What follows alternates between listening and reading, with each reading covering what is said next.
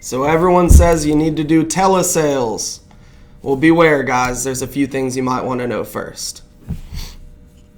So my name's Kenny Lamons. I'm with the Patriot Group's the name of my agency. We're here in Fort Worth, work the Dallas-Fort Worth area. I've served the senior market with life and health products for the past 5 years. Right now, I currently specialize in Medicare, but I do a lot of final expense, and I've really run the gamut. I've done everything from annuities, final expense, Medicare, and everything in between. The reason I'm making this video is because there's a big push right now. Agents are being recruited to do telesales, and that might be right for you. This isn't to say that it's not, but I do want to shed some light because oftentimes what you see is those that are promoting telesales are just looking for a new contract or a way to keep making an override. And look, we all need to get paid, but let's know what we're getting into. I had a good nearly a year of fully dedicated to final expense telesales, so I'll share a little bit of that knowledge to put this into perspective for those of you on the fence. First things first, I want to give you guys 3 cons and 3 pros from my personal experience. And I want to reiterate that I don't want to discourage anybody from moving forward with telesales, but there are some, if you're not sure that that's what you want to do, and you're just trying to bide your time, hopefully until this crazy coronavirus hysteria passes, then we're going to give you a few ideas on that as well. But just to give you guys an unbiased point of view, here's 3 cons. Let's come right out of the gates and give you what to beware of. Number 1 is retention. So if anybody tells you that new agents on doing telesales, especially final expense, are on average or consistently keeping retention rates above 90%, 95%, that's just flat out not true. If they could show me those numbers, there's a handful of guys in the country that I've met, and I've met a lot of them that have a really, really pristine high retention rate in telesales. And there's a reason for that. These people have never met you. The trust level is going to be a lot lower. You're not physically meeting with the person to know their situation, so oftentimes maybe you didn't get them in the perfect product because they didn't give you all of the information. And then of course you've got field agents that are coming behind you, and they come in, shake their hand, and drink a glass of tea with them. They've got a little bit better rapport, and they flip you for $3 less. Now, this isn't to say that there aren't strategies that can be employed to keep your retention rate acceptable, but I just don't want you guys to believe the hype out there that you don't have to worry about retention. You've got to expect some chargebacks, far more than what you expect in the field, especially early on when you're fine-tuning the phone sales, because it's completely different. So retention rate.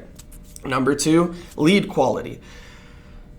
There are varying quality of leads, whether you're in the field or whether you're over the phone, no doubt about it, okay? But if you're used to working a direct mail lead, you have to understand that most of these telesales platforms are going to be having you use internet-generated leads or telemarketed leads or live transfers. All of which, well, the first 2 specifically, telemarketed leads and Facebook leads, are a giant volume game. So the quality of those leads, it can range so drastically to somebody, a 30-year-old that was checking on insurance click-through for their parent, all the way to somebody that's just kicking the tires. They tell you they're really not that interested. You can't show up at their door, remember. And you're really going to have to work, I would say, an average agent that's successful might work, let's say, 25 direct mail leads in the field each week. To even get close to the production, you need 100 plus leads if you're doing Facebook leads or telemarketed leads, in my experience. And then if you're doing live transfer leads, those can be of higher quality, but it's extremely inconsistent, especially if there's an influx of agents. You have to remember what a live transfer is. There are cold calls being made by a call center, or whether it be here or outside of the country. They're finding an interested prospect and they're live transferring it to you. So as the influx of agents goes up that they're providing transfers to, it takes time for their staff to call more people. They need more people on the phones to provide more live transfers to agents. So if the influx of agents is high that day, then either the cost on a bidding system of that live transfer goes through the roof, Or if it's a flat rate, you're going to sit on your thumbs for 2 to 3 hours waiting on your next transfer. And then if there's not enough agents there then that are taking the live transfers, then they're going to downscale because they can't be, they can't have all these people on the phones. They don't have enough people to take the live transfer.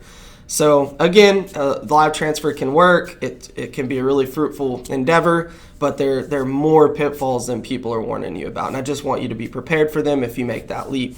And the third thing is workload. From my experience, once you get good in the field, you're going to work 50 to 75% more time over the phone. It's because of the volume that you've got to hit. You're going to get far more no's, a lot of people that never even answer their phone or you don't get in contact with them. For every policy you write, you need to write another one to cover yourself for any chargebacks in the future. My experience, and plus you're working coast to coast most times. Sure, you can start in just 1 or 2 states, but then you're limited on your lead flow. So you're expanding rapidly to what states you're licensed in, so you can have the highest, most consistent lead flow. So with that being said, you just need to understand that you're going to need to probably put in minimum 8 hours straight on the phones, but realistically, the people that are doing well, 10 to 12 hours on the phones. You got to be there West Coast time, East Coast time. When they get off work, or the people that answer first thing in the morning. It's not as much freedom as you think you get because you're working from home or at an office. And it doesn't quite work that way. So 3 pros are you work remotely. That's what we need right now. I get it.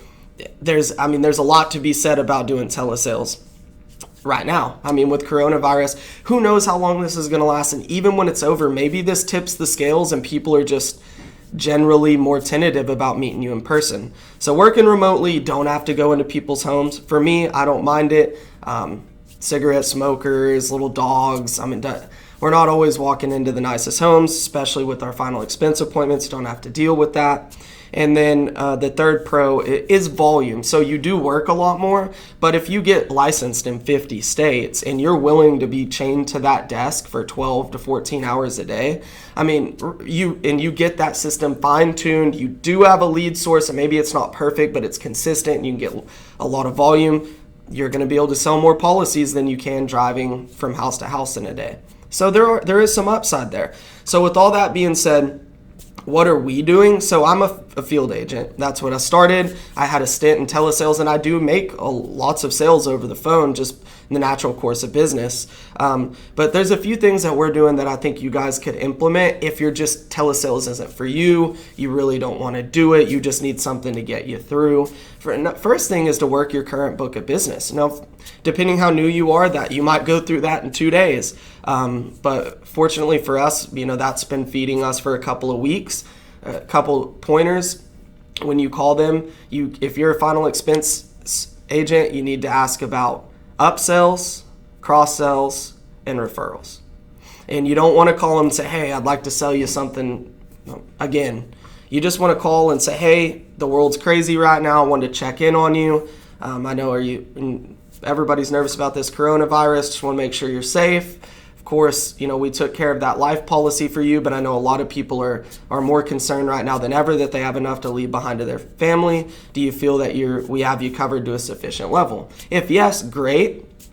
You can discuss things like cancer, dental, vision, hospital policies, or if you do Medicare, that's the best thing right there, cross-sell into Medicare, because this is on top of people's minds. And then you can also say, hey, I know you feel great with that $15,000 policy we got in place for you, and I'm glad I could help you out with that. Is there any of your friends or family that may have been stubborn before, but they might be interested in covering themselves? You can get referrals that way. So work your book of business is a lot of ways to do it. And then another thing we're doing is I work direct mail leads most of the time. We do other things. We'll do seminars, and you try to work a lot of referrals, and occasionally we'll mix in just to try out some new Facebook lead or whatever. But at the end of the day, I do a weekly recurring mail order. Again, it's targeted at Medicare recipients, and we're still selling those over the phone. Most of these companies, Medicare supplements are almost all can be done over the phone. Most of your Medicare Advantage carriers out there are, if they hadn't already had that option, they are making it available because they know that our clientele doesn't always want to meet in person right now. So you can continue to do what's typically a lead for a field agent, and it can accommodate you and get you through this period if for whatever reason you really don't want to invest the time and the money into the telesales platform. And then at the worst case scenario with your direct mail or your Facebook leads, if they don't want to meet and you really can't sell them over the phone for any reason, what you can do is just plant that seed. They're not going to let any other agent in the house right now. If they're not going to let you, you can easily go back to those here, and whether it be 3 weeks or 3 months before we're able to visit with them again. But you're not letting those leads run stale, and you're taking the ones over the phone that you're able to just to get you through.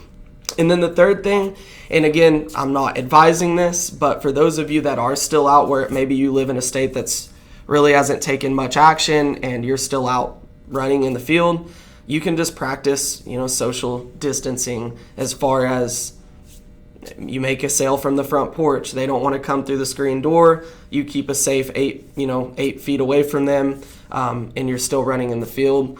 So that there's a lot of agents doing that. I'm not currently doing that, but that's an option for you if you want to keep going that way. So I hope you guys enjoyed this. I could have went into a lot more detail. This is really one of my first videos to put content out. I felt like the time was right because I've always felt like there's not enough quality content out there for other independent life and health agents like myself. So I want to share some of my experience and knowledge, especially now that we're in kind of a weird time and people are jumping ship from the field and maybe they should move to Medicare. Maybe they need to go to telesales final expense. You guys feel free. I'll put my contact information below. You can reach out to me for questions. I'll make sure I get plenty of content out to y'all coming forward. See you next time.